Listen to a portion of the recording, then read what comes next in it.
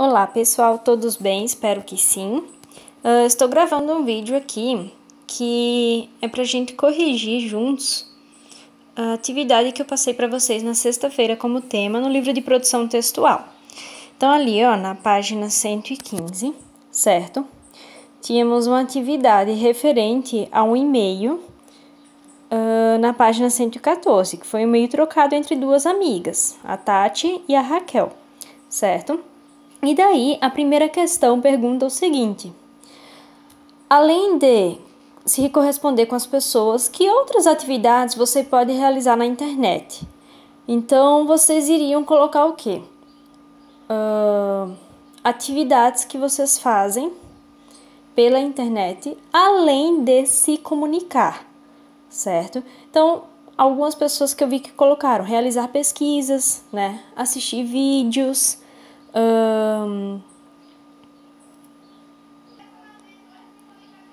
ver filmes também, né?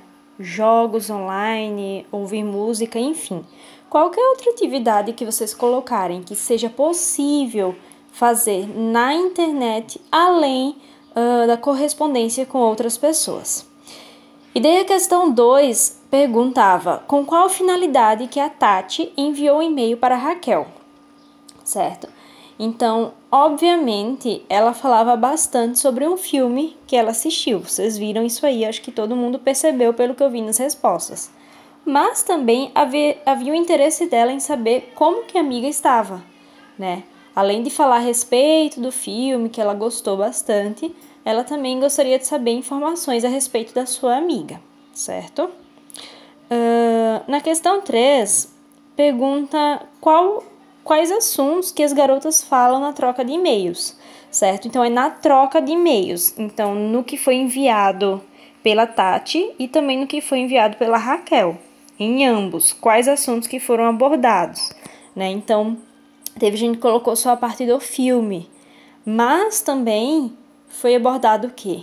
A amizade delas e também passeio, né? Não se limitou a falar sobre o filme, mas também abordaram outros assuntos, certo? Na questão 4, diz o seguinte: Tati comenta sobre o filme A Bela e a Fera e envia para a Raquel o endereço de um trailer dele. Com que objetivo Tati faz isso? Então, veja bem, se ela ficou empolgada, animada ao assistir esse filme, né, A Bela e a Fera, ela enviou o trailer para a Raquel com que interesse? Então, tinha a intenção de despertar na Raquel o desejo, né, de ver esse filme também, de que ela também fosse assistir o filme A Bela e a Fera. Então, ela queria convencer realmente a colega de que o filme que ela foi assistir era de fato bom, era interessante. Então, ela tinha esse desejo que a colega também fosse assistir, né, ficasse interessada, ficasse curiosa. Ela queria despertar o interesse da colega em assistir o filme também. Em seguida, tem ali explorando o e-mail e a primeira pergunta diz o seguinte: observe o horário em que Tati enviou seu e-mail e o horário em que a Raquel respondeu. Com base nisso, explique qual é a vantagem da comunicação via e-mail. Então, como a gente havia estudado cartas antes, nós vimos que a comunicação ela é um pouco mais demorada, por causa da distância, como que ela tem que ser enviada e posteriormente respondida e recebida. Então, já no e-mail existe essa vantagem de ser mais rápido e mais eficiente em virtude da internet. Ela permite o quê? Que essa comunicação seja quase imediata. Ela pode receber no mesmo dia, na mesma hora e fazer a devolução, no caso a resposta, escrever de volta também nesse mesmo dia ou na mesma hora, certo? Então, é uma correspondência bem mais rápida do que a troca de cartas. Na página seguinte, na questão 2, diz o seguinte: quando estudamos as características das cartas, verificamos a importância de definir o remetente, né? Só para relembrar, o remetente é aquele que escreve, que envia, e o destinatário, que é aquele que vai receber e vai ler. No e-mail, esses elementos também são necessários. Identifique nos e-mails apresentados na página 114 e escreva-os no quadro. Então, olha, no primeiro e-mail, quem que era o remetente? Ou seja, no primeiro e-mail, quem que era a pessoa que escreveu e enviou a carta? E quem é o destinatário? Ou seja, para quem esse e-mail foi enviado, perdão, carta não, e-mail, né? Para quem que esse e-mail foi enviado, certo? E já no segundo e-mail, quem foi o remetente, ou seja, quem que escreveu o e-mail e o enviou, e o destinatário, para quem que ele foi enviado, ou seja, quem o recebeu, né? E daí na letra B pergunta, qual é a importância desses elementos em um e-mail? É a mesma coisa numa carta. O remetente, ele informa quem que está escrevendo e quem fez o envio da carta. E o destinatário, ele informa o quê? Quem que vai receber, né? A quem que a carta é destinada. Então, esses elementos, tanto na carta como no e-mail, são fundamentais porque eles vão estar informando quem enviou a carta, quem que escreveu a carta, o e-mail, enfim, e também a quem ela é destinada, certo? Quem que vai receber e quem que vai ler o conteúdo daquela mensagem. Na questão 3, fala o seguinte, a carta e o e-mail possuem algumas semelhanças em sua estrutura. Relaciona a estrutura a seguir ao seu respectivo significado. Então aqui, ó, ambos os meios de comunicação, carta e e-mail, têm saudação, corpo do texto, despedida e assinatura. Então aqui, ó, vamos ler um por um. É a mensagem propriamente dita, em que é desenvolvido o assunto. Ou seja, o conteúdo da carta e do e-mail recebe que nome? Ou seja, a mensagem na íntegra, aquilo que o remetente está escrevendo, aquilo que o destinatário vai ler, é o quê? Nada mais é que o corpo do texto, certo? Que é a mensagem propriamente dita. Ali, indica a finalização do assunto tratado, ou seja, eu estou encerrando. É o quê? A despedida, certo? Frase inicial em que é apresentado um cumprimento, ou seja, eu estou cumprimentando, estou iniciando a carta cumprimentando a pessoa para quem que eu estou escrevendo. O que é isso? A saudação. Estou saudando essa pessoa, certo? Então, é a frase inicial. E, por fim, indica o remetente do e-mail, ou seja, a pessoa quem escreveu o e-mail. É a assinatura, ok? Na questão 4, pergunta, por que é importante preencher o campo assunto em um e-mail? Então, no e-mail tem essa possibilidade de colocar o assunto porque o destinatário, a pessoa que recebe o e-mail, ela já tem ideia, ela já tem uma noção do conteúdo desse e-mail, do que tem escrito nele por meio do assunto. A gente já sabe o que?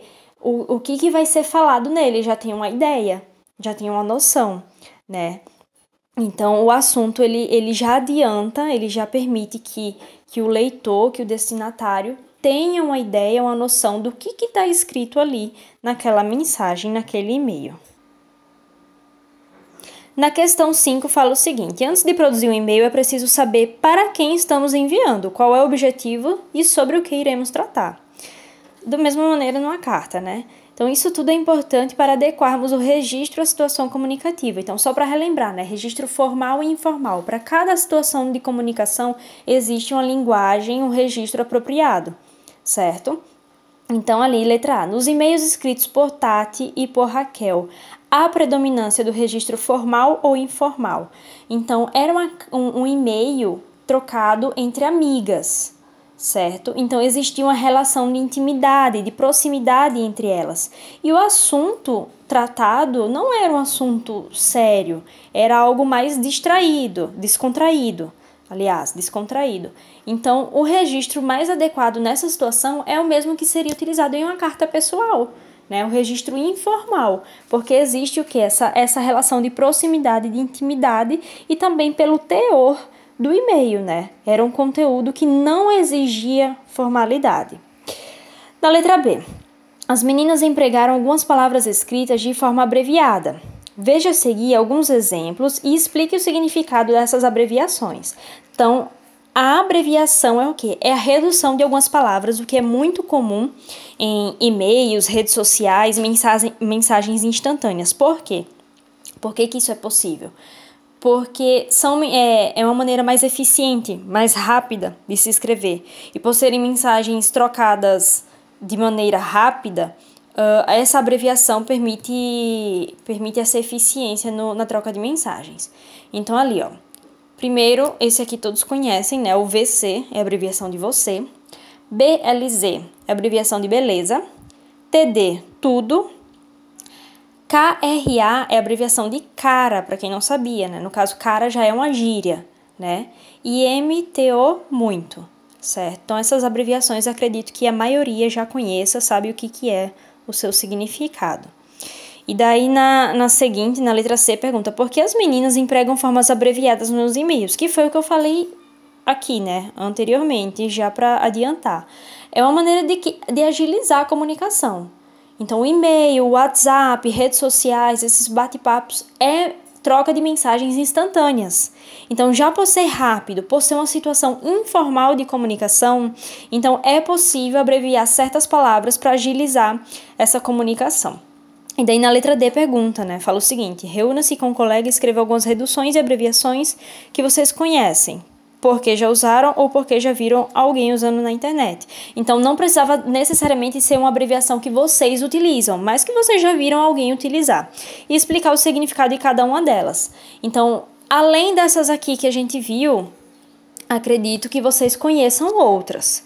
Quem não conhece pode dar uma pesquisada em algumas abreviações, né, que são utilizadas. Eu vi que a maioria aí deu uma pesquisada, né, conseguiram encontrar, ok? Na página seguinte, na 118, falava o seguinte, na questão 6. Nesses e-mails, as meninas empregam algumas gírias. Está se referindo aos e-mails ali da página 14, tá, pessoal? Esses e-mails aqui. Então, vocês deveriam responder essa questão com base no que foi escrito nesses dois e-mails aqui, da Raquel e da Tati. Voltando lá, letra A pergunta o seguinte: identifique nos e-mails alguns exemplos de gírias, certo? Então, gente, só para lembrar, gíria são expressões utilizadas por um determinado grupo, tá? Então, assim, gíria não necessariamente são abreviações de palavras, isso que vocês têm que cuidar. Tipo, TD de tudo, TB resumindo também, isso aí são abreviações, palavras reduzidas. Gírias já são aquelas expressões tipo, tô ligado, cara, e aí, beleza? São essas expressões utilizadas por um determinado grupo. Então, jovens, adolescentes, tem as gírias utilizadas por skatistas, surfistas, enfim. São essas expressões aí, tá? Então, cuidam para não se confundir, certo? Então, vocês deveriam extrair do e-mail exemplos de gírias, certo? Do e-mail. Daí, na letra B, pergunta: alguma gíria que você ainda não conhecia, mas foi possível descobrir o significado pelo contexto? Qual? Então, se nesses dois e-mails existia alguma gíria ainda desconhecida por vocês, certo? Pode ser que tenha, pode ser que não, mas se tivesse, que era desconhecida, mas que vocês conseguiram entender o que ela significa pelo contexto, ou seja, eu entendi por causa do que ela estava falando aqui. Então, eu consegui entender o que ela estava querendo dizer através dessa gíria. Então, se tinha alguma gíria que era desconhecida por você, qual que era? E daí, na letra C, quando você está com seus amigos, que gíria costuma usar? Então, é gíria, não abreviação na escrita. São palavras que vocês falam no dia a dia. Então, às vezes, os rapazes falam, os meninos falam, cara, né? Chamam o colega de cara. As meninas chamam de miga, né? Então, são gírias, exemplos, né? Só que vocês vão colocar aí coisas que vocês utilizam no dia a dia e explicar o sentido que são empregadas, certo? Então, tem esses balãozinhos aqui, ó, com algumas informações e instruções que é interessante vocês lerem, né? Então, não deixem de ler para se informar um pouquinho melhor. Questão 7. Em situações informais na internet é comum utilizarmos onomatopeias. Lembrando que a gente já tinha estudado no outro livro. Onomatopeia é a reprodução de sons, certo? Então, são palavras escritas que estão reproduzindo um som. Então, letra A. No e-mail foi empregada a onomatopeia ha. O que ela significa? Então, ela está nada mais, nada menos do que reproduzindo o som de o quê? De uma risada, de uma gargalhada, certo? Aí, na letra B. Que outras onomatopeias com essa mesma finalidade você conhece? Ou seja, outras onomatopeias que também representam uma risada. Então, acho que o mais conhecido por todos é o kkk, né? Que também representa o som da risada, e o ré também, né, além do ha-ha-ha, que são onomatopeias que reproduzem o som de uma risada. E daí na questão 8, fala o seguinte: releia os seguintes trechos e assinale as alternativas que explicam o efeito de sentido da repetição de vogais. Então, isso aí também é muito comum em mensagens instantâneas, em e-mails, redes sociais, a repetição de vogais, né? Que nem ali, eu tô achando mara a ideia. A gente vai poder se reencontrar, vai ser super, super. Então, a repetição da letra A, ali em mara, a repetição da letra U, certo? Então, vocês deveriam marcar as alternativas que explicam essa repetição, certo? Então, não é marcar verdadeiro ou falso, tá? É para marcar um X naquilo que está correto. Então, ali, ó, intensifica o sentido das palavras, a repetição desse som? Sim, né? Apresenta outro sentido das palavras? Não, ele apenas intensifica. E também demonstra a empolgação da personagem. Então, quando existe essa repetição de som, por estar intensificando, ela automaticamente está demonstrando que é uma empolgação, uma animação, enfim, de quem está escrevendo. Na página seguinte, nós tínhamos um outro exemplo de e-mail, certo? E daí tinha um quadrinho para vocês preencherem quem era o remetente, o destinatário, o assunto do e-mail, despedida e assinatura. Até o momento, aqueles que eu vi, todos estavam corretos, certo? E daí, no final ali, tinha a pergunta: por que o registro empregado é predominantemente formal? Um e-mail pode ter escrita formal? Será? Mesmo que seja um meio de comunicação via internet? Sim. Sim, por causa do conteúdo, né? E como vocês puderam ver até já pelo assunto, se tratava de um currículo, certo? Então, a Luísa, ela escreveu um e-mail para o Alberto solicitando uma vaga de emprego naquela empresa. Então, ela estava se candidatando a uma vaga de emprego e estava enviando o seu currículo. Por se tratar de um assunto mais sério, né? O envio de um currículo, você está solicitando uma vaga de emprego, essa situação, o mais adequado, né, é se usar a linguagem formal. Até porque não é um assunto descontraído, mas é um assunto sério. Então, nessa situação, o registro empregado mais adequado é o formal, é o que seria o adequado, né? Se uma pessoa escreve um e-mail, por exemplo, pedindo uma vaga de emprego, enviando seu currículo com um registro informal, vocês acham que essa pessoa seria contratada? Fica aí a reflexão. Vocês acham que seria adequado? A pessoa que vai receber o e-mail, que vai fazer a seleção desses candidatos, iria se interessar pelo currículo dela se ela tivesse escrito um e-mail com a linguagem totalmente informal? Eu acredito que não, né? Porque estaria inadequado. Na página 120, né? Tinha aqui para vocês criarem um e-mail. Alguns já têm, acredito que sim, porque quem tem celular, quem tem redes sociais, vai precisar de um e-mail, mesmo que não o utilize para fazer envio de mensagens. Então, vocês deveriam colocar ali, né, preencher adequadamente conforme as orientações aqui.